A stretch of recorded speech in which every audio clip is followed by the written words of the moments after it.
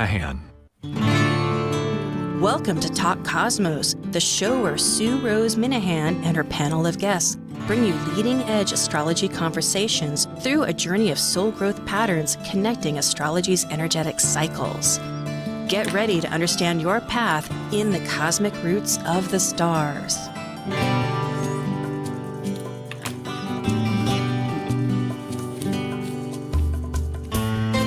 Hello, this is Sue Minahan, Talk Cosmos founder of Leading Edge Conversations, Awakening Your Authentic Self to Empower Your Soul Growth.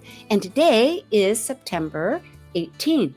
And our subject with Planet Buzz is going to rotate around Mercury Retrograde. It's a time of reseeding destiny.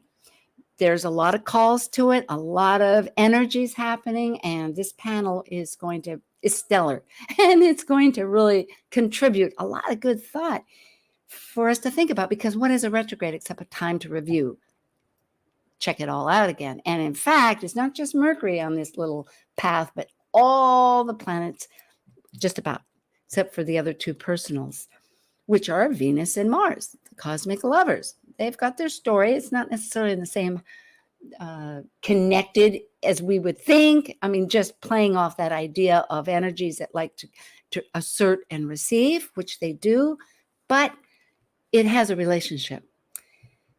And with Mercury in Libra, that is a relationship. So just trying to kind of give an overview a little bit. And of course, we'll check all this out later in the conversation as it goes, because it is a conversation and we ping pong each other and bring up ideas. But it occurred just a few days ago, and depending just where you are, on the 9th or 10th, because it was very close back east, because we're a big nation. We have 3 time zones, where it started just before midnight. So meaning over on the West Coast, and I'm not even on the coast. I'm over here in Hawaii. So it's like a big time zone difference. But the energies progress because our world spins. A lot of things, astronomy, astrology. And I might be jumping in that, but it is retrograde. It's retrograde. Mercury. That's a new word, retrograde. Okay, we won't go there. I think my notes, that is fine. We have, now we're ready for Planet Buzz. Focusing on planetary ecliptic orbital cycles and planetary pairs called synodic cycles connecting the planets at the same degree that begin our relationship, these are the members of Planet Buzz. I'm Sue Minahan, the founder of Talk Cosmos, an eclectic evolutionary astrologer, consultant, certified color energy life coach, vice president of the Washington State Astrological Association, member of Kepler Astrology Toastmaster Club, of a Dwarf Planet University diploma and AA with music degree. I love mythology, philosophizing, collaboration. I'm an artist, writer, a perpetual student of life. And I'm Dr. Laura Todd. I work as a spiritually oriented psychological astrologer with students and clients around the world. As a counselor, writer, and educator, I love helping people recognize their inner strength, take advantage of auspicious moments, and navigate times of challenge with greater ease. On my own podcast, Mythic Sky Storytime, I discuss astrology, mythology, and actualizing our full potential. Holding a PhD in human science, my doctoral thesis, titled Guided by Celestial Light in a World of Artificial Illumination, explores the lived experience of contemporary Western astrologers. In addition to my astrological work, I have a course in personal mythology that explores the stories we carry from our ancestors and the impact those narratives have on our lives. And as the ancient Hermetic code reveals, as below, so above. As above, so below. Yes, and we have a very special guest joining us because we love this. And so I will introduce Nicholas Polonakos. Hi, Nicholas, and I'll pardon while I read your wonderful bio. Astrology and magic born from a deep, rebellious fire, Nicholas offers 20 years of professional experience in astrology readings, consultations, where there's no wrong questions or answers. Right up my Oh, not about answers, but judgment. Right up my alley, I was going to say. And he creates a comfortable, secure space for a client's evolution, working together to transcend limitations. He's a coach, speaker, writer, humorist, a catalyst, and shares on his website Sparkles of Gold astrological views and about the current transits forecast, book reviews, and thoughts on the occult. And he has a YouTube channel, Sparkles of Gold Astrology. And I've tried to put the links in. You can find all of this for both Dr. Tad and Nicholas on the website for Talk Cosmos under guests. And it's the 5th season now that we're finishing up. But there's more. Nicholas assisted. This was a huge energy back 2020. Converting Northwest Astrological Conference, fondly known as NORWAC, to an online model. And it was during COVID 2020. He's passionate about supporting independent bookstores, local art and music, an avid supporter of libraries. I have a collector of library cards, especially the Seattle Public Library. And Nicholas has worked the bookstores at astrological conferences for over a decade. And he also has a podcast. So thank you very much. Hello. Thanks for having me on the show, Sue. Hi, Laura. How are you? Yeah.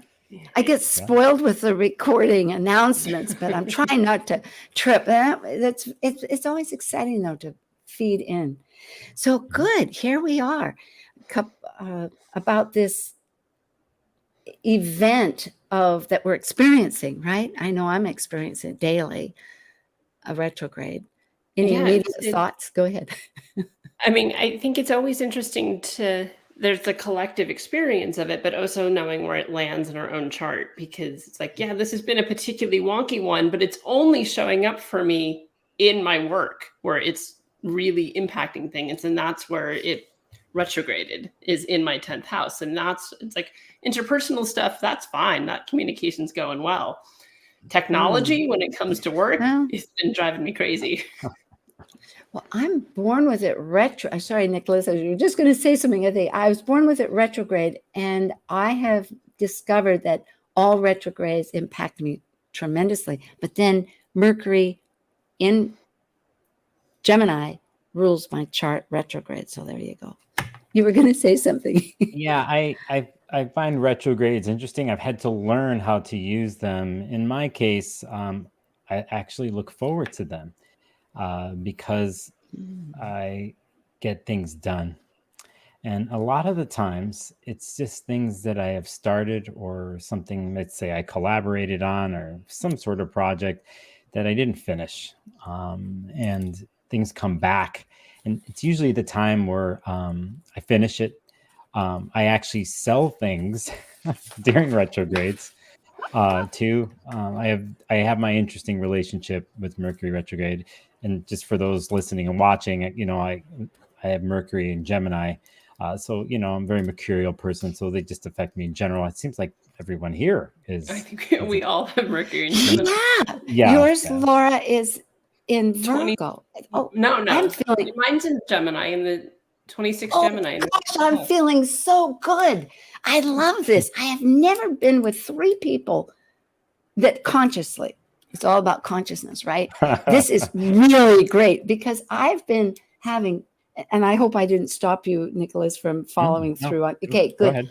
Because I have had some trouble with one-to-one relationships, because I've got a moon in Libra. Hello, it's like, it's going to bound to be, as I grow, it changes. And I was relating to my experiences with Libra people, because again, this is in Libra, which used to be a go-to relationship to me growing up. But now I was scanning, which I do, the whole horoscope, and I'm going, I really like Gemini. Somehow, through thick and thin, we managed to kind of just juggle enough that it can connect. So thank you very much. I'm glad you found yourself liking Gemini now, because it would have been weird being on this show if that wasn't the case. That's very true. No, but I mean, Yeah. really liking. I do that. I scan a lot. Going anyway. All the signs are marvelous. I have no, but I am grateful. This is exciting. Yeah, well, and it's interesting. Even just like I looked a little bit just in this next week in particular is going to be really interesting with the retrograde, because there's sort of a succession of events that happen. So the retrograde Mercury conjuncts the sun on the 23rd, and then hours later it retrogrades into Virgo. But it does that. They are conjunct like at 0 degrees, 14 minutes, Libra.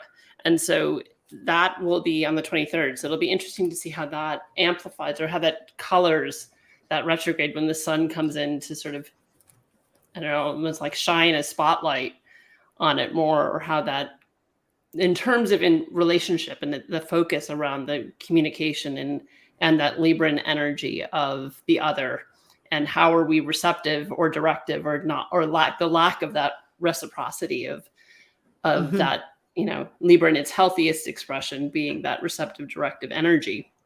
And that being part of perhaps what, like you were saying, Nicholas, in terms of like the gift of the retrogrades is that ability to go back over. So what in our relationships, whether it's professional relationship or interpersonal relationships, that are needing to have that review that the Mercury's asking of us, right? Mm-hmm. And then that spotlight with the sun sort of saying, okay, right, how are you going to personally own that, as opposed to just project that into other people, which Libra loves to do.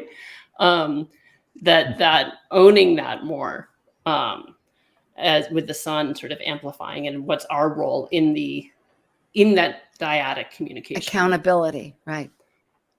Well, I think it's interesting too, for those who might not go as in depth in astrology, but if Mercury retrograde is probably the most famous part of the astrology world that everyone talks about, even if they don't know astrology, and it has a stigma to it that things are going bad, or the wheels are gonna fall off the car, and sometimes it does happen. But I think here what you bring up with this week, when Mercury is conjunct the sun there, and it's right before that happens, we have the equinox. We go into the Libra birthdays. Oh, yeah. And then we have Mercury moving backwards to conjunct the sun, which means together with the sun. And in the Mercury retrograde process, on average, it's going to happen 3 times a year, 3 weeks. But it's the midpoint of the 3-week retrograde. And when Mercury touches the sun that way, out of any place in that period of 3 weeks that you might find the most clarity, the most preciseness of things, is when Mercury is touching the sun that way. So if we're talking about the Libra story, and at 0 degrees Libra where this happens is a major focal point, you're dealing with clarity of views, in a sense, with how you view the world, how you're relating to the world. And if you were to bring in another, like a person, another human being, and let's say you're in a current story right now where there's been some negotiation going on during this retrograde, and this is what I believe in, this is what I have to say, the other saying the same thing. Are you connecting? Are you not connecting? Has it been difficult? Well, when we come upon this day here, when Mercury's close to the sun, this is where we can find clarity. And not only can we find clarity, this is where in the next part of the retrograde cycle, and even moving forward, you can apply that clarity into your world, into your ideas, thoughts, and opinions, Mercury, with yourself and with other people. So that's some thoughts. I love this. I love it again, because Mercury is a communicator, and it's communicating to herself this story and the clarity. And I'm thinking right ahead of it, we need to know what Venus is talking about. It's really like the gods talking to each other. Mercury talking to Venus, and then going to Jupiter, because they're all air and fire, and they're all in this retrograde. Well, not all, Venus isn't, but yet what I'm getting at is, before the Venus star point, which is the next conversation that we're having when we come back, and if for Planet Buzz, and that's going to be a whole new cycle. And finding these values within ourselves, how we, through our relationships. And then I'm thinking about our belief systems with Jupiter that's in this retrograde, which really parallels beautifully, Nicholas, with your idea of like reframing, regrouping, reigniting, especially as it's in Aries. But there's this, not just a fence, but like a flow of an edge that's washing between one and the other. That's really, if with awareness, giving us great. I love the idea of clarity, because Mars is all about motion, and in Gemini, it's got lots of directions to go, and Jupiter will be returning to Aries, and it's complex. So this is good. Yeah, I think it's important to remember too, that that things don't last forever in astrology. Things are always moving at different speeds, and I think here, especially with verbal content, and not only just the verbal content, but the things that Mercury rules, how things get from point A to point B, signals getting, how signals move and them getting crossed, even contractual obligations, certain types of things where there's a written word, there's a signing, you say yes to something. Just want to remind everybody that sometimes when you say yes to something, or you're agreeing to something, or you're sending off a package, or you're sending the email, that during a retrograde, it might not go all the way through. And it's important to remember that, to think about this as a lab experiment, to try not to get connected so emotionally to things that do not flow from point A to point B, and that there's reasons behind this. And if you can somehow step away and take your time and see possibly what those reasons are, that it's to your advantage.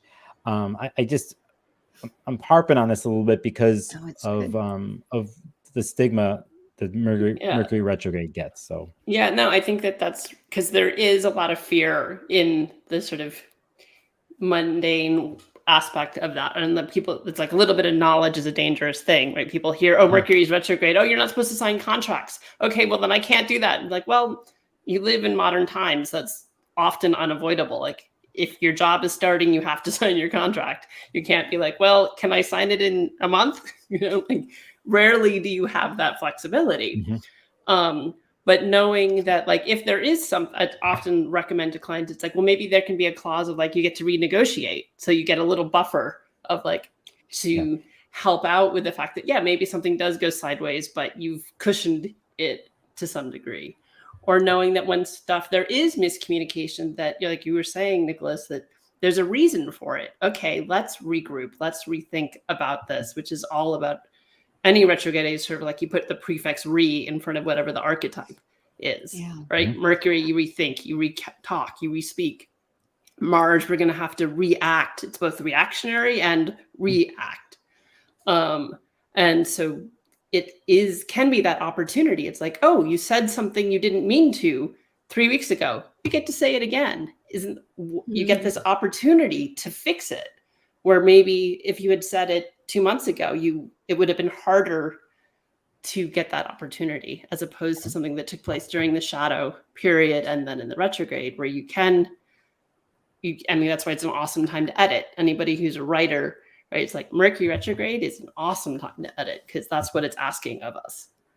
And using the energy, and it doesn't mean you can't other times, but using the energy when it's in our favor, when the gods are conspiring in our favor, then it amplifies our ability to do it successfully. Yeah, I think really understanding that Mercury is liminal.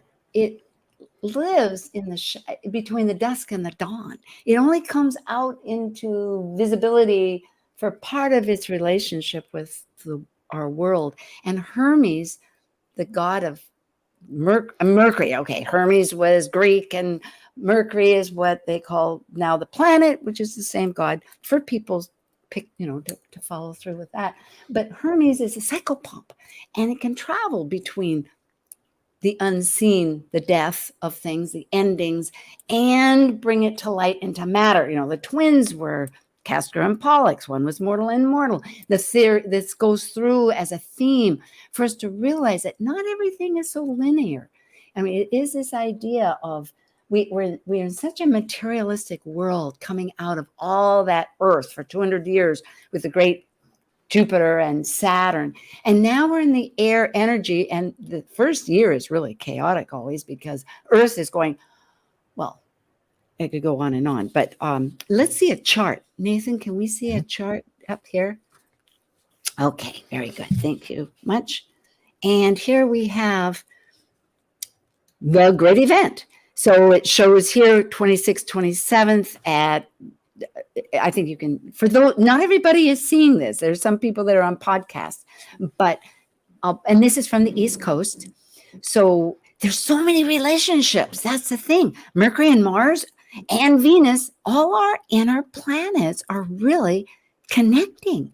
They want to tell us things to make these big ideas of, and I love the idea of the clarity of belief systems and restructuring, because we've got that square in the background all the time between the Titans,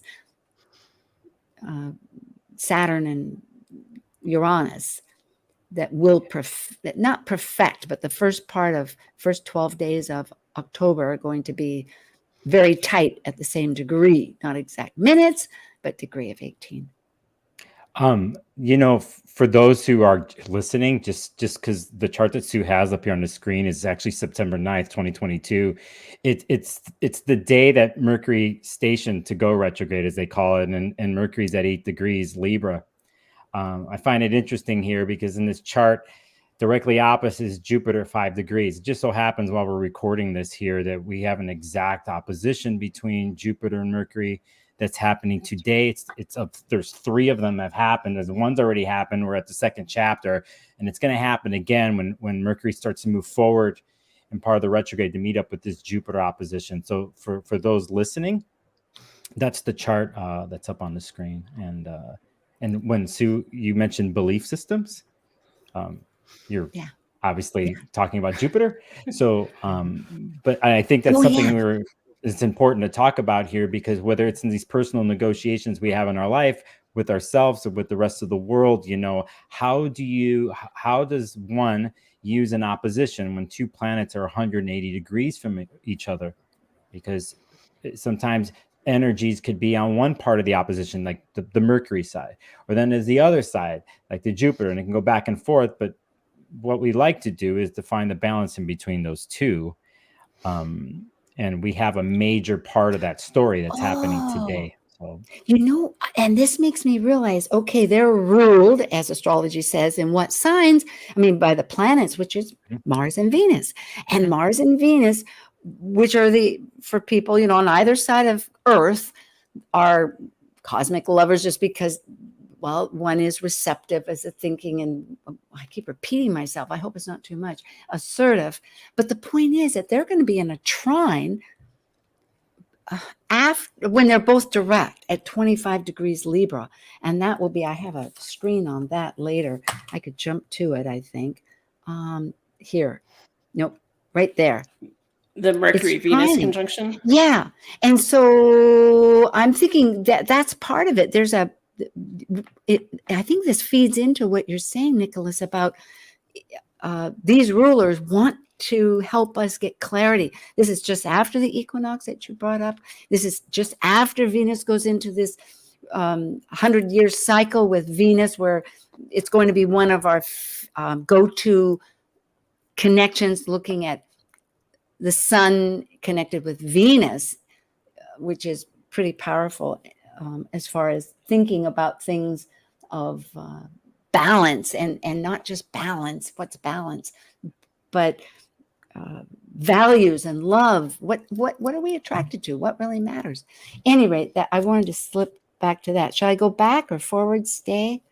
You can go back. Hey, I was kind of curious. Okay. Well, you brought up some stuff here too, that in the end, if let's say we were looking at what's happening today with Mercury opposing Jupiter, Mercury being in Libra, which is ruled by Venus, you have Jupiter in Aries, which is ruled by Mars. And if you go look to where Mars is right now in Gemini, and you go look to where Venus is right now, and if I'm correct, it's in Virgo, those two are both ruled by Mercury in the end.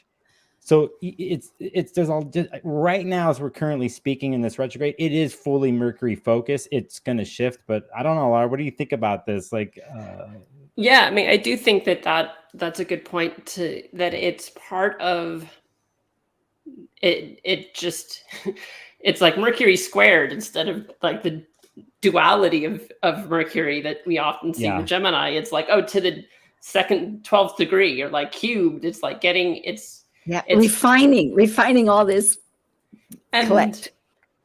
And so then it's showing up in multiple areas of our life, and in multiple. So it's not just our mental, what do we think and how are we speaking, but with the piece, with it being in Libra, then it is about values, right? And then that gets repeated, right? Sort of the rule of 3 that you look for in a natal chart often, right? It's like, oh, the probability of something showing up in a personality is how many times are you seeing a similar archetype repeated?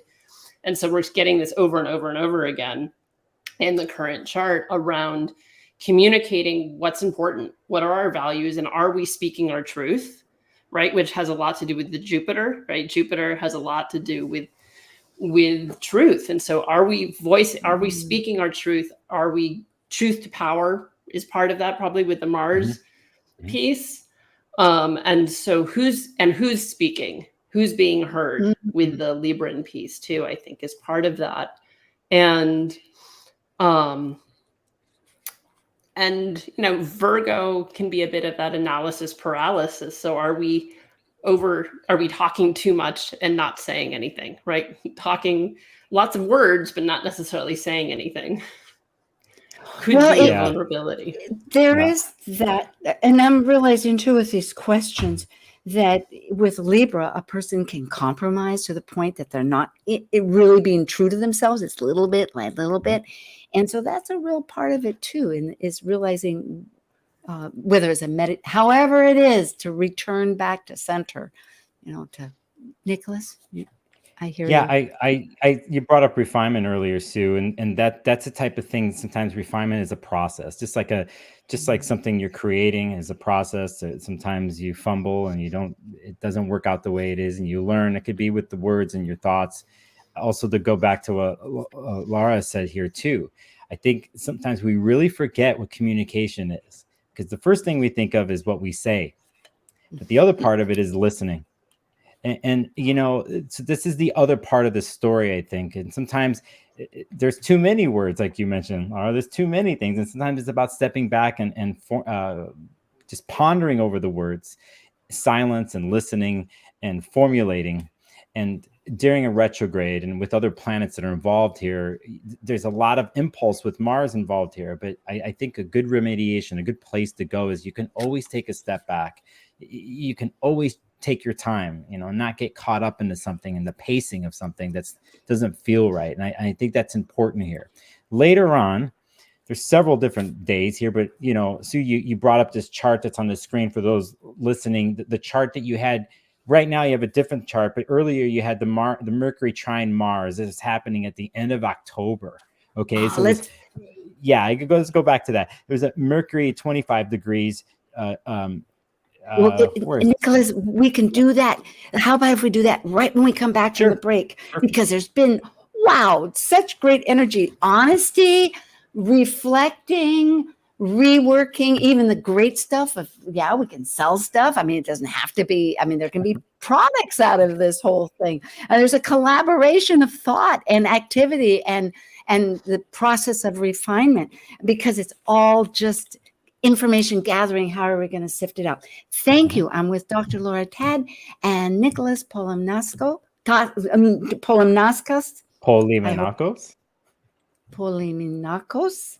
Thank you.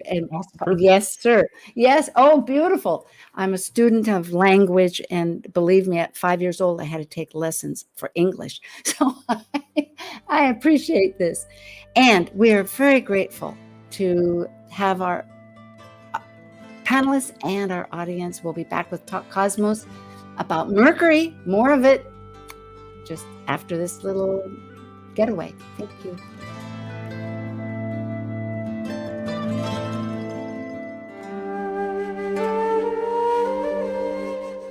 While we take a break from this week's edition of Talk Cosmos, let's take a look at this cycle's archetype.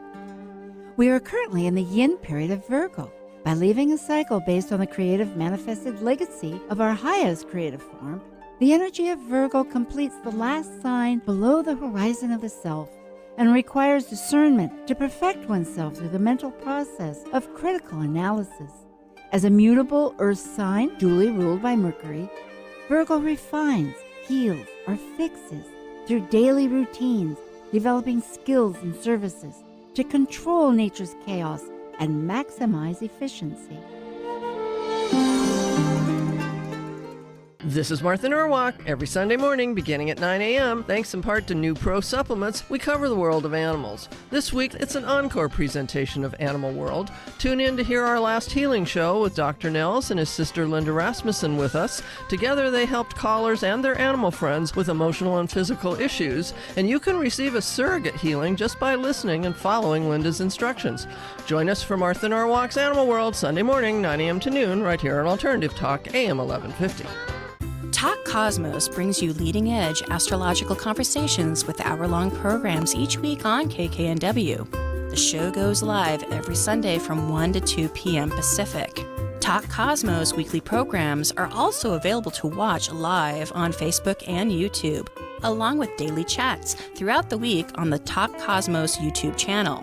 While you're there, make sure you click like and subscribe buttons so you can get the full Talk Cosmos experience.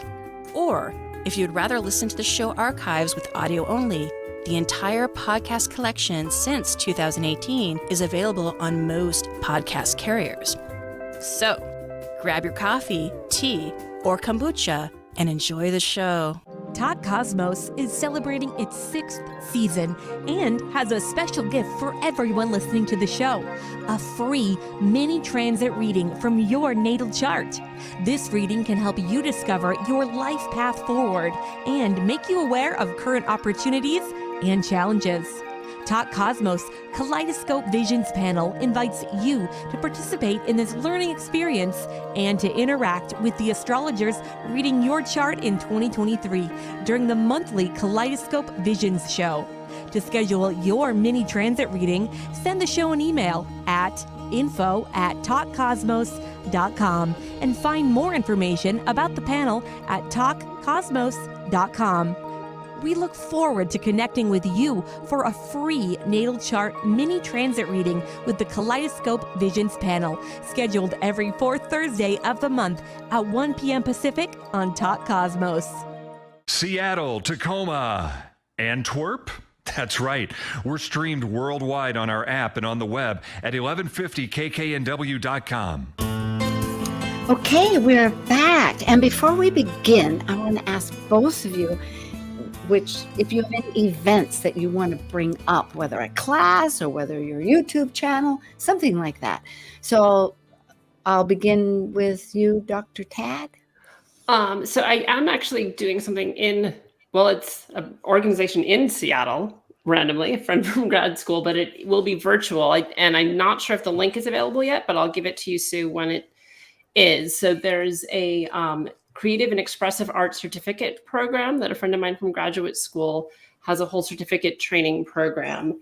And I'll be over Zoom doing a Saturday workshop on the 29th of October, a full day workshop on personal myth to sort of introduce people to working in that way. So that'll be through the Northwest Creative and Expressive Arts Institute that's in Seattle. And when the link is live to register, I'll give that to you, Sue.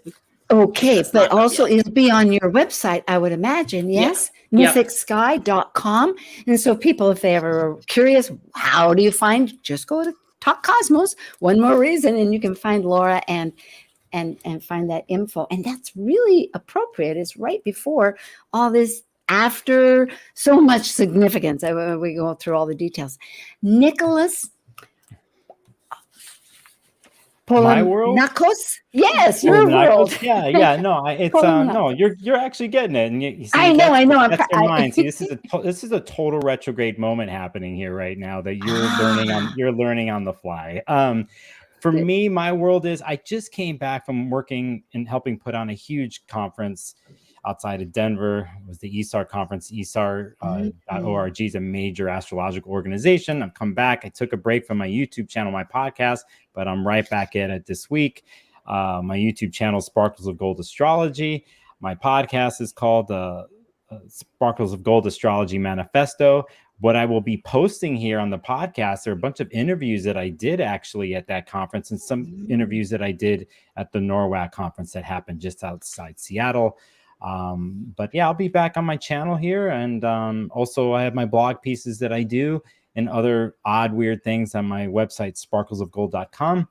And there's other things down the pipeline that are actually coming my way. And I'm going to do a total Mercury retrograde moment here. And I can't tell you what those are because I'm not supposed to talk about it yet. Oh!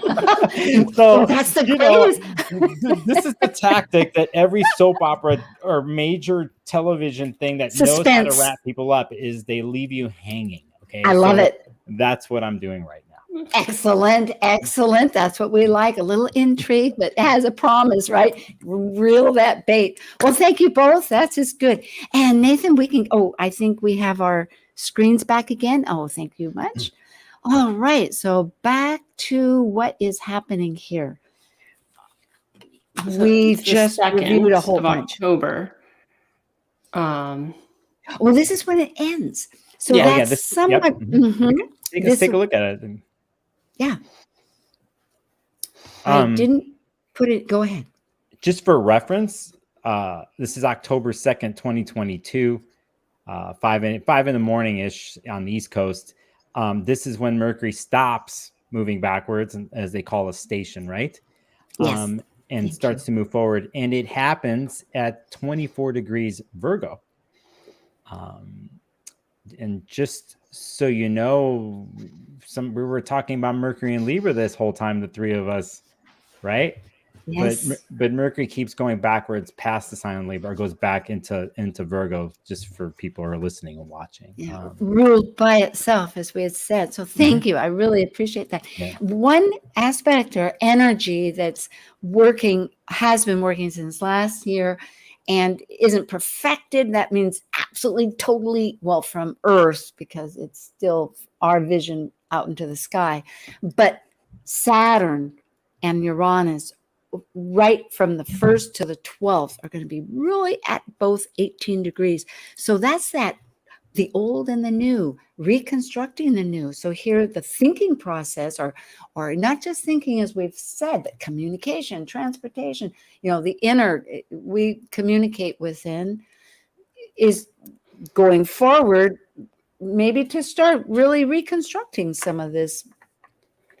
I think I have Saturn and Uranus square natally, so I'm very familiar with that energy. And I think part of that, having lived with it for over 40 years, is that, it's why I have a doctorate. I want to be weird, but I have to be taken seriously, right? I'm the child of hippies who's an astrologer, but I have a PhD.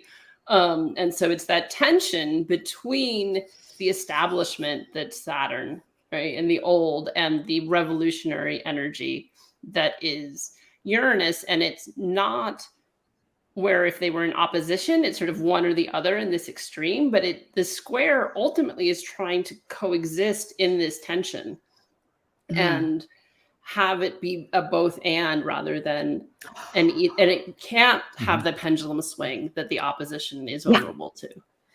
I suddenly remembered, because I'm sitting here next to the ocean and there's reefs. Not big reefs, but there's like rocks out there, and that's where the fish live. And I was thinking somehow it made sense when I was thinking of it. But, it's where all the goodies are. All the fish are in the rocks, making the best of it. At any rate, you're making the best of it.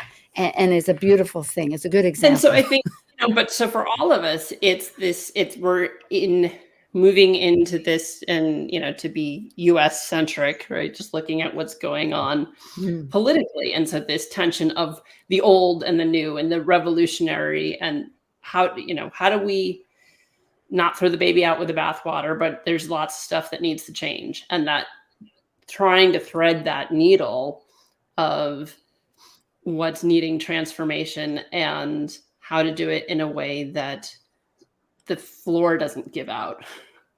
Yeah, you're talking about, the structure. Yeah. And even rules, new rules. You can even think about that way. And to go back to your personal story, are you living with this? And there's that Uranus thing of wanting to push forward and break molds and even burn them down at sometimes. But one can do that. They can have that energy, but you find yourself even then needing something to stand upon, something to bring in to crystallize it all. The Saturn thing. So let's just say on a political end, like, can people bringing in Mercury retrograde into all this at the same time, can people listen to each other for the last month at least? And at this point on October 2nd and moving forward right there, because Mercury is going to be moving forward along with this backdrop of Uranus Saturn that we're talking about. Is there some new something new that all sides can come to an agreement on, or at least start the process on? You would hope. It doesn't necessarily mean it's going to happen, but especially thank you. That's because here I've noticed too. I always pull up the United States chart. Now, granted, there's several charts, but I am using the Sibley just because it seems to be the mainstream, and one day maybe really investigate all of them But the fact is, regardless of the time, the planets are pretty much the same. And we do have natal Mars at 21 degrees Gemini. Well, it just happens when when Venus, remember, and I'm thinking that these inner planets are connected through the rulership, you could say, or through the communication, as we've mentioned. But we're having a Mars return. Mars will be at 20 degrees, close enough. I mean, it's applying to 21 degrees. So what you're saying, Nicholas, here really is potential, both of you and Laura, that all this negotiation that we've done will want to have will have some forward motion with a Mars return. Yeah, well, and then it'll go retrograde, 25 days later, 30, 28 days later. There's a lot happening between now and then. But so, yes, going forward, but then having to retrace our steps and go, and a bit of the 2 steps forward, 1 step back, that will come in the following weeks. But I do think, just knowing that Mercury gets back into a sign that it's traditionally associated with, right? So that it's going to be that shift when it does get into Virgo. And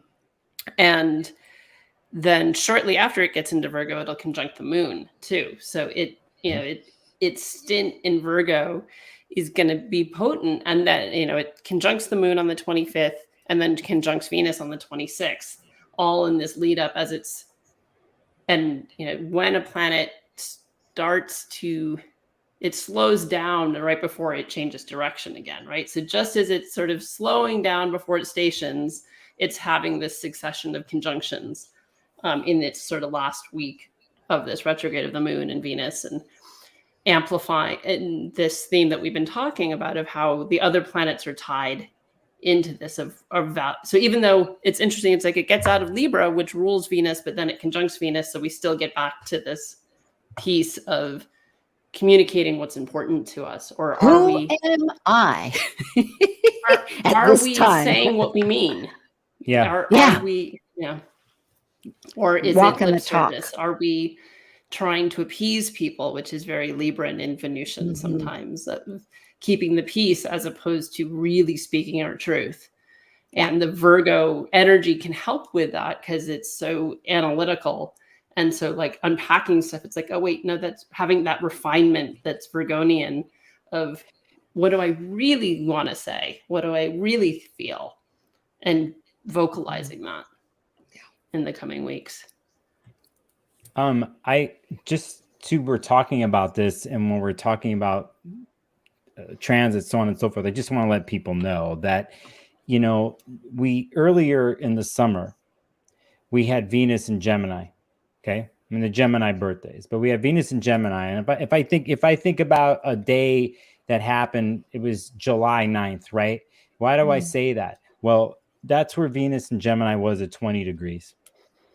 Okay. And then we're talking about Mars here that's hitting a point in the USA chart, the political part. And then just in general, what Mars is going to do. Sometimes when you look at astrology, you look at the cast of characters involved. And you see how they all are relating to each other. So you go back to June when Venus is touching upon this 20-degree mark. Mars is going to touch upon it many times here in the next several months because of a retrograde. We're talking about retrogrades today, and we're talking about review, and we're talking about then things moving forward. But to be honest, when it comes on a deeper level with the Gemini energy, this Mars and Gemini transit, it's going to be in that sign until next March. So I just want to be real with people. It's like, there is a feeling of moving forward when Mercury starts to go, right? And then Saturn's going to move forward here, actually. But Mars is going to stop and move back, and it's going to be there for a while. So there's just going to be this, what did you say? 2 steps forward, 1 step back. Maybe it's 2 steps back, 1 step forward. Yeah. And it won't be linear. It won't be necessarily like Cancer with the moon that wants to go sideways and whatnot, but it'll be all over the place. And in some ways, that's the beauty of Gemini, is that I've been reminded it's not really taking calculations.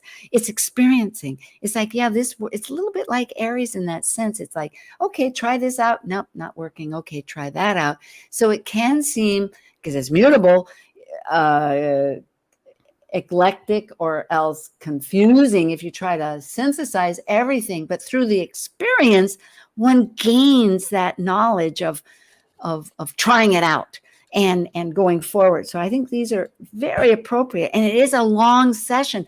We have 7 months. We're just beginning, as you aptly said, with Mars in this mercurial Gemini, where it's maybe not really.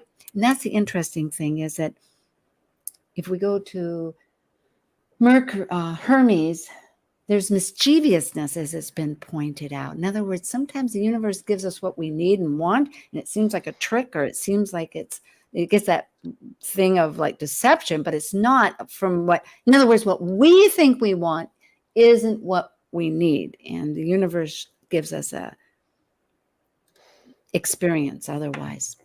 Am I connecting, I hope?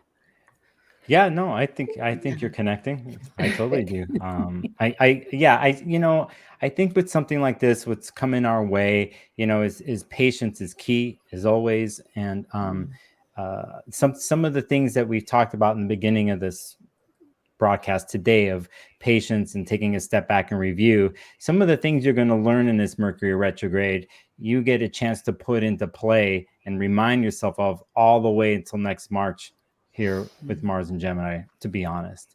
Not only that, we have to remember that Mars and Gemini and the transit that it's making and doing is going to have several moments where it's dealing with Neptune and Pisces during all this. And this is where what is real and what is not comes into play. Things get muted, foggy, illusionary, at the same time can be inspiring. And I think it's key to have tools to help you maneuver through something like that. And one of those tools is how we formulate our words and what comes up in our head. And sometimes it's like you want nothing. That's my advice to people out there.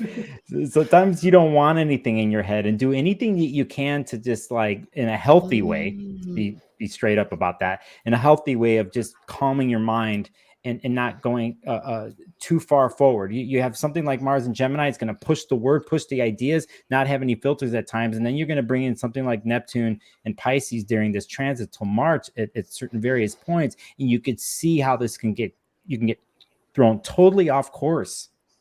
So I like to always bring in tools to balance things like that. Yeah, I don't know what y'all think about that. But. Yeah, absolutely. I think with those tools, then it's information comes in other ways, right? So through meditation, these aha moments, these depending if somebody has a level, it could be a period of, if someone's clairvoyant or clairaudient, a uptick in those experiences of information coming through by other means. And again, healthy ways, right? Not escapist, avoidant, substance ways of being in an altered state of consciousness necessarily, but healthy ways of information through other means. I mean, I've been trying to unpack for myself, what's going on, that this, for myself, a piece is coming back around that's a really old cycle of using sound with healing and now I'm blending that with astrology, because the music of the spheres and the planets are all notes. Mm-hmm. And 25 years ago, I was going to go into a music therapy program, and I didn't end up going into it. And so there's this piece that Neptune governing music, right? And so, okay, maybe there's something that's part of how, for myself, that's bleeding through of this action of Mars, active music, active sound. Perfect. And different ways of communicating. I brought back the chart of the Mars return potentially on October 2nd to update the podcast people for why I have this screen up, listening to both of you, because also up in the 9th house, we have the natal looking again, US centric here. We are, but from our natal, Neptune is 22 degrees Virgo, and it's being opposed long transit with Neptune at 23 degrees Pisces. So there's a lot, it's really this awareness. But meantime, for this particular point in time, because it is a motion that's moving along, everything's in orbit and motion. Mercury, it echoes what you're both saying, that our thought process is getting dissolved to use these other forms. It's not to get into the psychopomp area, you could say, into getting into the spiritual, that to integrate all of it. Spirit goes into matter. We are a spirit incarnated. Yeah. And even, I think I've talked on the show before about the concept of tacit knowing, which they use a lot in higher math, right? Of you have the answer, but you don't have the solution that gets you there. And that's a lot of the space that even I think Mercury in retrograde in general can be that sort of tacit knowing. You know it, but you don't know how you know it. And you have to work backwards to unpack how you know what you know. Yep. Is a lot of the energy of that. And that there is, as Nicholas, you talked about in the beginning, just that the gift in that of there is something that's really beautiful about unpacking that, about having the solution. And I don't know, I mean, Moon and Virgo here, so I like that deep analysis of unpacking that of how did I get there? To me, those intellectual rabbit holes can be fun. I get lost down there, but and they're bringing in there too, go off what you're saying, the questing part of things, the mysterious part of things is a way you can use something like this or do it, because not only you're looking for alternative ways of dealing with the mind, or what you did, like the example with music is brilliant, by the way, of what you brought up, but again, to remember that as human beings, it's in you to follow cookie crumbs, and it's in you to follow mystery, and that the sense of adventure, the curiosity, everything, that to follow that, and that could actually be fun and enlightening. It doesn't have to be pressure filled, and again, one has to find their way of doing that. But the universe is always there for you when it comes to mystery. So just remember that, y'all. It's always there. Great panel. I this is right up my alley. I love this. It's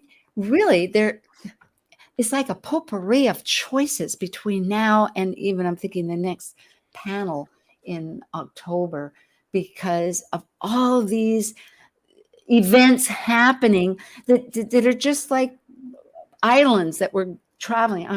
I wish I could show you this ocean over here. I keep thinking of it, but it's really true. And mystery of it, because we have the south node in Scorpio. We're having this, and this is why I brought up this because we only have a couple minutes here. The music will come on, by the way, Nicholas, but we can still talk a little bit. We don't have to just hang up. Yeah. And it's asking us to dive down and go into those shadows, to put light in there so that we can not get triggered or not project, as all the conversation here has said. And thank you, Nathan. Thank you for bringing that up. By the way, people can stop, and this is a good way of finding out about Dr. Laura Tad and Mr. Nicholas Polemakos. Yay, I said it. Yeah. And myself, Sue Minahan. So what a delight. It is really the quest of discovery of all these parts integrating, because it is a matter of whether you're going to dig down or whether you're going to find the mysterious, to find the breadcrumbs. Yes. Yeah. Well, and I think too, the gift of the retrograde is you get to do it again. Like if you missed it, it comes back around, right? Like you can, even once it goes direct, there's still this time to catch up. You can make the connections. You can make those connections that we're talking about. Then you feel that you're connected. Yay! All right. We'll see you again. Thanks, everybody. Thank you. Bye. Thank you for joining us on Talk Cosmos, the show where Sue Minahan and her panel of guests connect soul growth patterns with the energetic cycles of astrology. Be sure to tune in next Sunday at 1 p.m. Pacific Time to continue your journey through the roots of the cosmic pathway.